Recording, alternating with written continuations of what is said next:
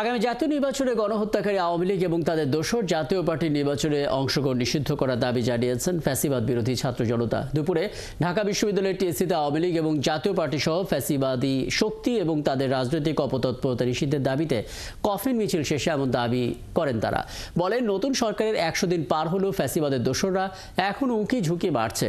প্রশাসনে এখনও আওয়ামী দোসরদের শাস্তির আওতায় আনা হয়নি। এছাড়াও অন্তর্বর্তী সরকারের উপদেষ্টা মোস্তফা সরোয়ার ফারুকী এবং শেখ বশিরকে ফ্যাসিবাদের দোসর উল্লেখ করে তাদের পদত্যাগ দাবি করেন তারা। দেশের ছাত্র জনতা কোনোদিনও ফ্যাসিবাদী আওয়ামী লীগ এবং তাদের দোসরদের মেনে নেবে না জানিয়ে তারা জানান, যারা তাদের টিকিয়ে রাখার চেষ্টা করছে তাদের শক্তভাবে প্রতিহত করা হবে। নির্বাচনে গণহত্যাকারী ফ্যাসিবাদী শক্তি আওয়ামী লীগ, জাতীয় পার্টি সহ এই রাজনৈতিক দলগুলোকে অংশগ্রহণ করা নিষিদ্ধ করতে হবে। তাদের ব্যানারে যেই নেতারা নির্বাচনে অংশগ্রহণ করেছেন, সদ্য নির্বাচনে, তারা স্বতন্ত্রভাবে নির্বাচনে অংশগ্রহণ করতে পারবে।